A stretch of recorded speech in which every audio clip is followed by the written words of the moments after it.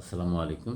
যারা ওসিয়তের উৎপত্তি এবং বিধান সম্পর্কে জানতে চান, তারা পবিত্র কুরআনের সূরা বাকারার ১৮০, ১৮১, ১৮২ এবং সূরা নিসার ১১ এবং আ ১২ আয়াতের বিধানগুলো আ পড়ে দেখতে পারেন। এই সূরা বাকারার এই ৩টি আয়াতে এবং সূরা নিসার এই ২টি আয়াতে আমরা আ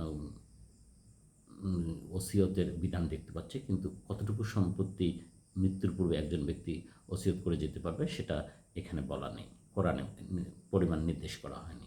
তবে কতটুকু সম্পত্তি ওসিয়তের মাধ্যমে হস্তান্তর করা যাবে সেটি মেইনলি হাদিস দ্বারা নির্ধারিত হয়েছে এবং এই হাদিসে বলা হয়েছে ১/৩ বেশি সম্পত্তি ওসিয়ত করা যাবে না এবং সাধারণত ওয়ারিসদের প্রতি ওসিয়ত করা যাবে না। যদি করা হয় তাহলে ওসিয়তের সম্মতি ছাড়া সরি আ ওয়ারিসদের সম্মতি ছাড়া এটা কার্যকর হবে না।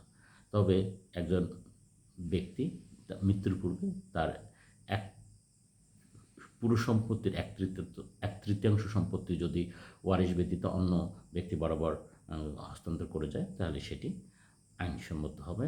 তখন এটা কার্যকর হওয়ার জন্য ওয়ারিশদের কোনো সম্মতি লাগবে না। ওয়ারিশদের সম্মতি তখনই লাগবে যখন ওয়ারিশদের বরাবর কোনো ওসিয়ত করা হবে। Thank you.